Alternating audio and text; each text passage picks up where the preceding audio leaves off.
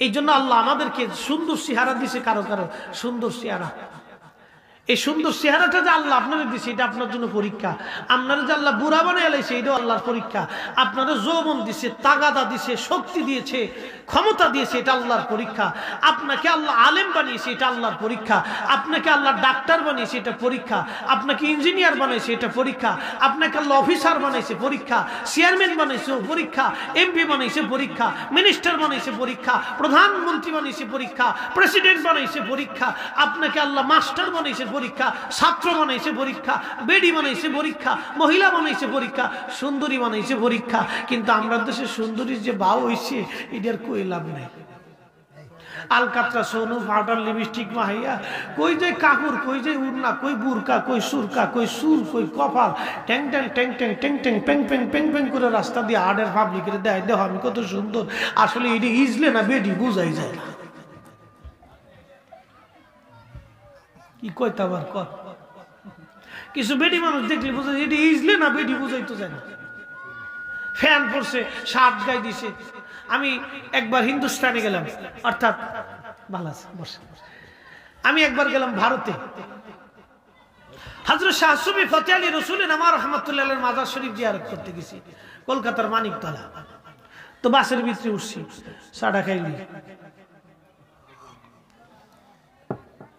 বাসের ভিতরে উঠার পরে এক বেডি উঠছে, ফ্যান পরা, শার্ট গায়ে দিয়া। তা আমার সাথে আমার একজন সফর সঙ্গী বন্ধু ছিল, সেইটার গুতা দিছি। আমার দিক তাকে তুই হুজুর মানুষ, বেডির দিকটা আইস করে। আমি বেডির দিকটা হয়নি, বেডির কায়দা বায়দা দেখতেছি। অসুবিধা দেখি একটা মহিলা উঠছে, প্যান্ট পরা, শার্ট গায়ে দিবা, মাথায় হেজাব বাঁধছে। হেজাব দেখছেন আপনারা? ওই যে মহিলারা কপালের ভিতরে বাঁধে না সিস্টেম করে, আমরা হুজুরা একটু উন্না ফেসাই, ওরা হেজাব টাজাব কেমনি কি ঘুরাই ফোরাই কেমন সিস্টেম এমনি কেমনি কেমন বাঁধে আর কি। এনে আবার একটু বাউ চক্কর আছে, একটু বাবু আছে, একটু লিপস্টিক মার, এরপরে একটা ফুট আউট দেয়, এরপরে কাজল ফাজল আর বহুত কিছু মাইয়া, এটা হেজাব বাঁধছে। এটা পর্দা কইছি কি এটা পর্দা? তো বেডি ওইরকম হেজাব বাঁধছে, কিন্তু পরছে প্যান্ট, গায়ে দিছে শার্ট। আমি বই বই আসি, হ্যাঁ তাই বুঝে না, হাসেন কি জন্য? আমি বলে হাসতেছি বুঝেন নাই? না বুঝিনি। আমি বললাম এক বেটা সুন্নতে খুব মহব্বত করে, অর্থাৎ তার ইচ্ছা হলো সবসময় সে পাগড়ি বেঁধে চলে।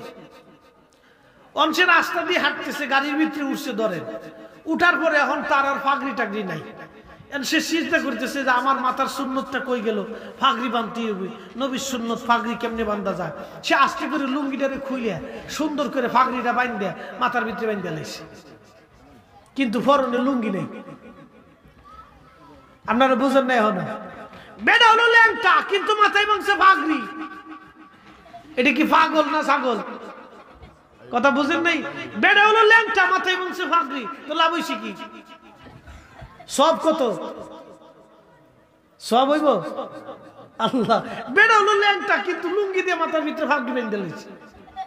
তো বেডির অবস্থাই ছিল তাই।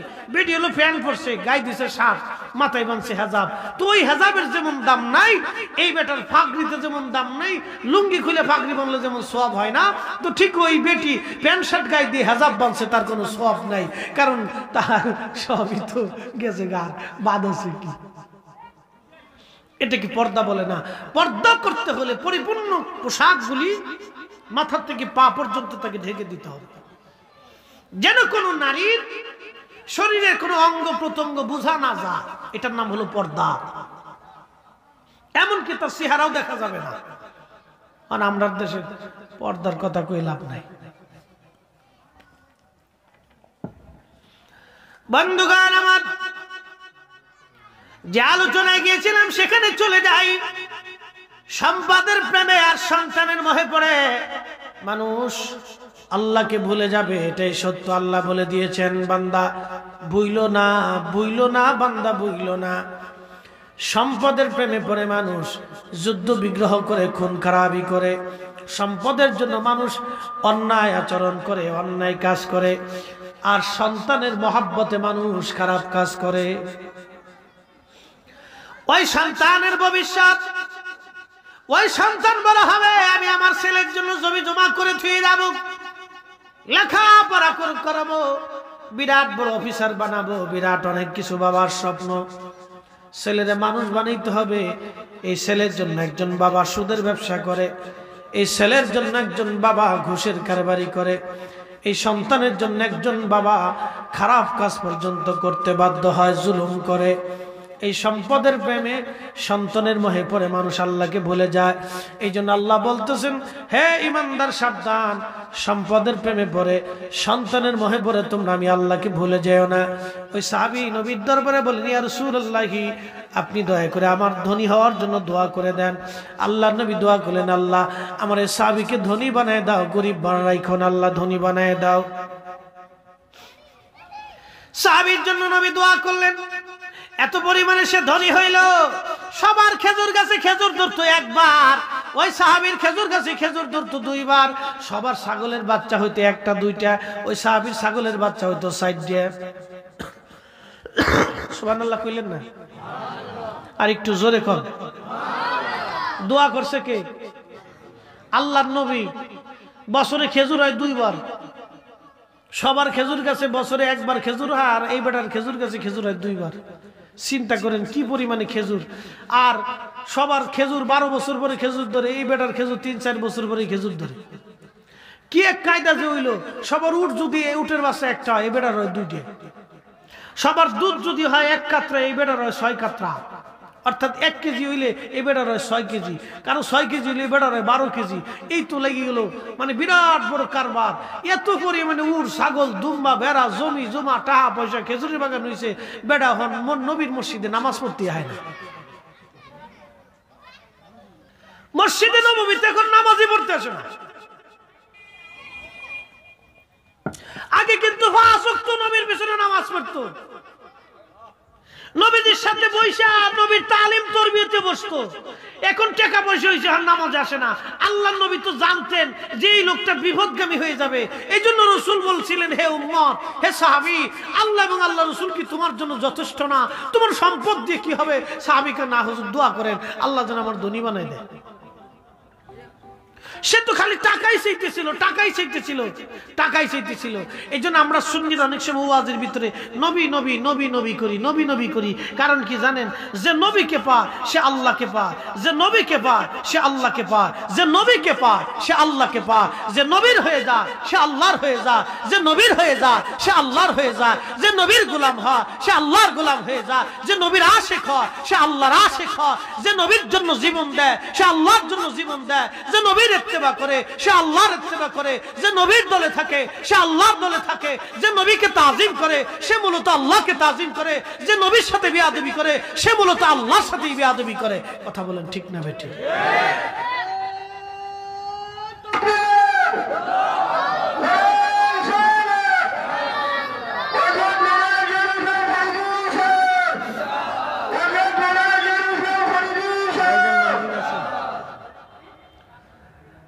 বুঝতে কি কোনো অসুবিধা? নবীজি কয়, সাহাবী, আল্লাহ এবং আল্লাহ রাসূলই তো তোমার জন্য যথেষ্ট, সম্পদের দরকার কি? উনি বুঝতে পারেন নাই ওনার দরকার সম্পদ। আহা, এই জন্য আমার রাসূল, আমার রাসূল। এ নবীর উম্মত, এ নবীর উম্মত, যেই নবীজি উম্মতের দোয়ার কারণে, উম্মতকে দোয়া করার কারণে উম্মতের খেজুর বাগান বছরে 2 বার খেজুর হয়, একটা উটের 2টা বাচ্চা হয়, একটা ছাগলের 4টা বাচ্চা হয়, একটা দুম্বার 4টা বাচ্চা হয়।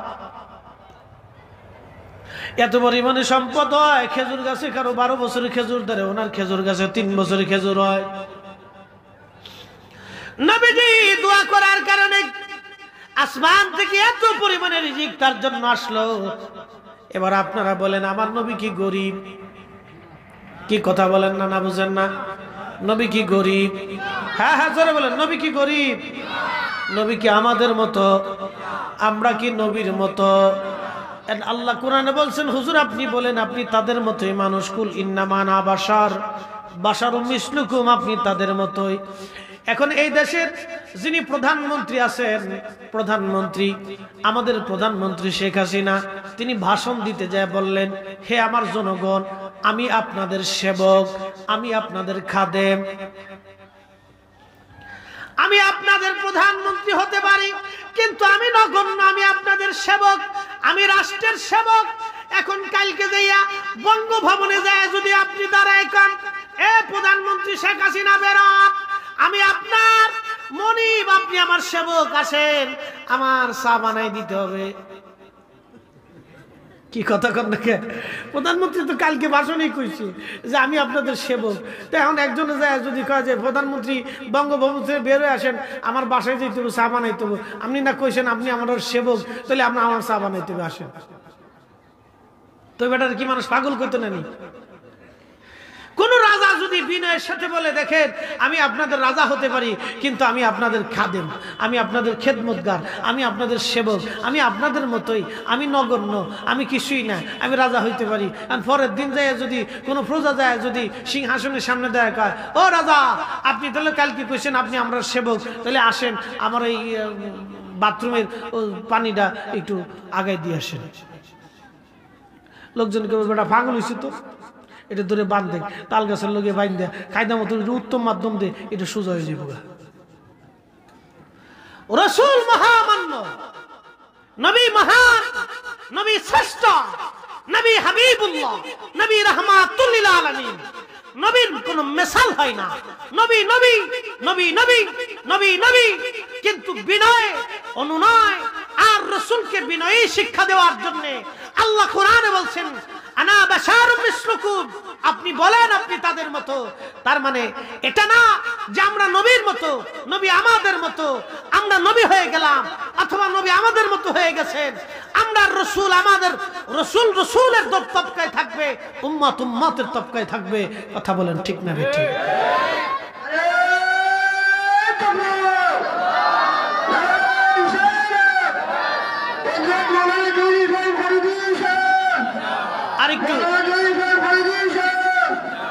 আর একটু পরিষ্কার করে বুঝাইতেছি, আপনাদের দেশে কিছু বউ ফাগুল্য আছে না? বউ ফাগুল্য বুঝেননি? আমার ভাষা কি আপনারা বুঝেননি? মানে বিবিরে খুব মোহাব্বত করে, বউয়ের পাগল, বউয়ে যেমনি কয় হেমনি শুনে। যদি কয় খারায় মতো তো খারায় মুতবো, যদি কয় হুয়ে থাও তো হুয়ে থাকবো। এরকম কিছু ফুলাবেন আছে বউ পাগল, বউ পাগল হইয়া মার সাথে সংসার আলাদা করে, বাবার সাথে ঝগড়া করে। এরকম ফুলাবেন দেশে আছে না? নাই আছে, বহুত আছে, অনেক আছে। এরকম ফুলা পালার সাথে কুত্তা পালা বালা, এরকম ফুলা পালার সাথে কুত্তা পালা বালা। বলে হুজুর কারণ কি? একজন মা একজন বাবা 24-25 বছর ধরে সন্তানের পিছনে পরিশ্রম করে যায়। বাবার স্বপ্ন আমার ছেলেটা বড় হবে, আমি মারা যাব, আমার কবরের পাশে সন্তান দাঁড়াবে, আমার জানাজা পড়াবে সন্তান, আমার জানাজায় থাকবে, আমি বৃদ্ধ হয়ে যাব, ছেলের সংসার হবে, নাতিপুতুর নিয়ে সুখের সংসার কাটাবো। আমার সন্তান আমার ঘরের প্রদীপ, সন্তানটাকে সে প্রদীপ মনে করে, একটা বাতি মনে করে, বাতি। বাবা বলে আমার ছেলেটা প্রদীপ, আমার সন্তান আমার সংসারের প্রদীপ। মা মনে করে আমার সন্তান আমার সংসারের প্রদীপ। ওই মা 24টা বছর সন্তানের পিছনে সময় দেয়, যৌবনের সুখগুলি নষ্ট করে দেয়। ওই মা সন্তানের পিছনে 24টা বছর মা সময় দেয়। সন্তান বিয়ে করেছে, বাচ্চা কাচ্চা হয়েছে, তারপরেও সন্তান যদি বাহিরে থাকে, মা বারবার বলে, বউ ছেলেটাকে ফোন দাও, কি জন্য আসে না, দেরি হয় কেন? ছেলের ছেলে হয়েছে, মা বেটার মনে বলে, আব্দুল্লাহর বাপরে একটু ফোন দাও, ও কেন বাড়িতে আসে না, রাত 12টা বেজে গেছে। বিবি স্টার জলসা দেখে, জি বাংলা দেখে, কিন্তু আমার ঘরের মা সন্তানের জন্য বারবার ফোন দেয়, আমার ছেলেটা কোন জায়গা আছে। মার মন ঘরের মধ্যে বসে না, কারণ কি ছেলে আসে না, ছেলে নাই ঘরে। মা মন মানে না, বারবার ফোন দেয়, দেখো তো আব্দুল্লাহ, দেখো তো আব্দুল্লাহর দাদা, আমার ছেলেটা কোন জায়গা আছে, ও কেন আসে না, রাত হয়ে গেছে, কারণ কি? সন্তান বড় হয়েছে, এরপরও মার ঘুম হয় না। ওই সন্তান যদি মার সামনে বাবার সামনে দাঁড়ায় বলে, মা বাবা আমরা আলাদা সংসার করতে চাই, আমরা তোমাদের সঙ্গে আর থাকবো না, তখন ওই মা বদদুয়া করে, ঘরের অন্দরমহলে তাকি মা ফেল ফেল করে চোখের পানি ফেলে ফেলে কান্না করে, আর বাবা কিছুই বলে না, ঘরের কোণে বসে বসে বাবা কান্নাকাটি করে। আমি মুফতি জহিরুল ইসলাম ফরিদি মনে করি এই সন্তান 24 বছর ধরে লালন পালন করার চাইতে 24 বছরে 24টা কুত্তা পালা ভালো ছিল। কারণ 24টা কুত্তা যদি আপনি পালতেন, 24 বছরে আপনার কবরের পাশে হলো কুত্তা বইয়া থাকতো, ওরা খাইতো ঘুমাইতো, কিন্তু আপনার সাথে বেঈমানি করতো না। কি কথা বলেন না কেন, ঠিক না? ওই কুত্তা বেঈমানি করতো না। মানুষকে কোন কুকুরের সাথে তুলনা দিলাম? এই মানুষের চাইতে এই কুকুরটা উৎকৃষ্ট, কারণ ওরে ফসা গলা খাবার দিছে, ও বেঈমানি করে নাই, ঘরের দরজা বসে থাকবে, মরে যাবে তো দরজা ছাড়বে না। এই কুকুর থেকে একজন সন্তানের শিক্ষা নেওয়া উচিত। একটা কুকুর থেকে একজন সন্তান তার পিতামাতার ব্যাপারে শিক্ষা নেওয়া উচিত। আল্লাহ আল্লাহ আমাদেরকে সঠিক সমঝ দান করুন। উপস্থিতি লক্ষ্য করুন, বাবা মার জীবনের আশা থাকে যে আমার ছেলেটা বড় হইব, এই সেই গোড়ার ডিম আগর ডিম বাগর ডিম, অনেক স্বপ্ন নিয়ে থাকে বাবা। আল্লাহর নবী দোয়া করলেন, সাহাবী ধনী হয়ে গেল। আরেকটু যুক্তি দিচ্ছি, এই বউ পাগল্লা ছেলে যদি বিবির প্রশংসা করতে করতে কোনো এক সময় বলে, বিবিরে তোমার চেহারা সুন্দর, তোমার হাত অনেক সুন্দর, চোখ অনেক সুন্দর, কপাল অনেক সুন্দর, নাক অনেক সুন্দর, তোমার ঠোঁট অনেক সুন্দর, তোমার চুলগুলি অনেক সুন্দর। বিবিরে পাপ মারতে মারতে কয়ে ফেলাইছে, বিবিরে তুমি এত সুন্দর, সুন্দর গো বিবি, তোমার চেহারা আমার মার চেহারার মতো। কথা বুঝেন নাই? বিবিরে তোমার চেহারা অনেক সুন্দর, কিন্তু তোর চেহারা আমার মার চেহারার মতো। তো বউ কি মুরব্বীরা জানেন নাই মাসালা নাকি? সর্বনাশ, অনেকে জীবনে ভুল টুল করছে কিনা আল্লাহ জানে। বিবি তালাক হয়ে গেছে, তালাক দেওয়ার জন্য বলা লাগে নাই যে বিবি তুমি 1 তালাক হইছো, 2 তালাক হইছো, 3 তালাক হইছো, উচ্চারণ করা লাগে নাই, অটোমেটিক তালাক হয়ে গেছে। এটার নাম হলো অটো তালাক, ডাইরেক্ট তালাক হয়ে গেছে একজন বিবি, ডাইরেক্ট তালাক। কারণ কি? মার সাথে তুলনা দিচ্ছে।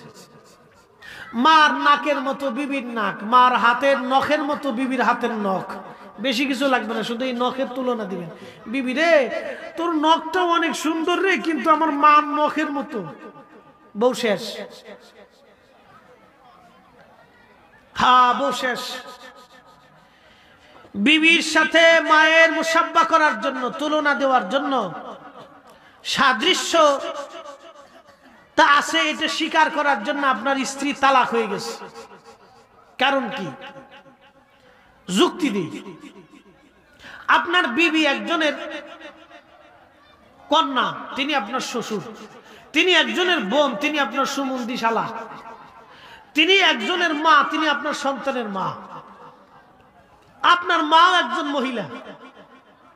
আপনার বিবির মাথার থেকে পা পর্যন্ত অঙ্গ প্রত্যঙ্গ যেই কোয়ালিটির, আপনার আম্মারও অঙ্গ প্রত্যঙ্গ আল্লাহ ওই কোয়ালিটিরই তৈরি করছেন। কারণ পুরুষ ও মহিলা 2 কোয়ালিটি ভিন্ন, সৃষ্টিগত পার্থক্য ভিন্ন, সৃষ্টিগত শারীরিক কন্ডিশনও ভিন্ন। আপনার মা একজনের মেয়ে, তা সে হলো আপনার নানা। আপনার মা একজনের বোন, সে হলো আপনার মামা। আপনার মা একজনের মা, সে হলো আপনার নিজের মা।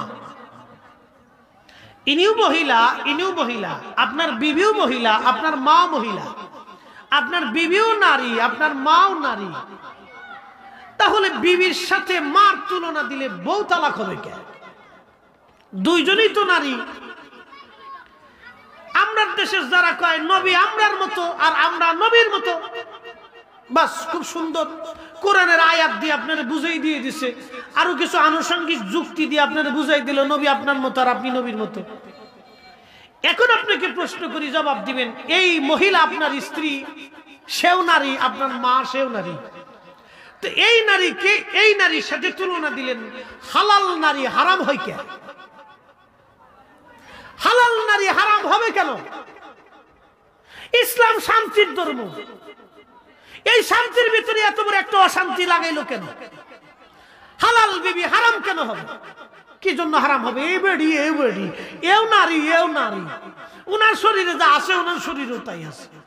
একটু সাদৃশ্য করছে, তোমার নখ আমার মার নখের মতো, তোমার চেহারা আমার মার চেহারার মতো, তোমার নাক আমার মার নাকের মতো, তোমার ঠোঁট আমার মার ঠোঁটের মতো, তো বিবি তালাক হয়ে গেল। এর অর্থ কি? এর অর্থ হলো মা মায়ের জায়গা থাকবে, মা মায়ের জায়গা থাকবে। এটা মায়ের ইজ্জত, মায়ের সম্মান। তিনি আপনার মা, আপনার মায়ের পায়ের নিচে আপনার বেহেশত। আপনি মায়ের দুগ্ধ পান করেছেন, আপনি মায়ের পেটের ভিতরে মা আপনাকে ধারণ করেছেন। তিনি আপনার মা, আপনার মায়ের পেট থেকে আপনি পৃথিবীতে এসেছেন। তিলে তিলে 2 বছর পর্যন্ত মায়ের রক্ত পান করেছেন। ওই দুগ্ধ পান করেছেন, যে দুধ রক্ত থেকে আসে। এই মায়ের আকাশচুম্বী সম্মানের জন্য বিবিকে যখন মার সাথে তুলনা দিয়েছেন, অটোমেটিক বিবি তালাক হয়েছে। আমার রসুল রসুলের জায়গা থাকবে, উম্মত উম্মতের জায়গা থাকবে, নবী নবীর জায়গা থাকবে, উম্মত উম্মতের জায়গা থাকবে। উম্মত যখন নিজেকে নবীর সাথে তুলনা দিবে, নবীকে উম্মতের সাথে তুলনা দিবে, তখন উম্মতের ঈমান অটোমেটিক তালাক হয়ে যাবে। কথা বলেন ঠিক না বেঠিক?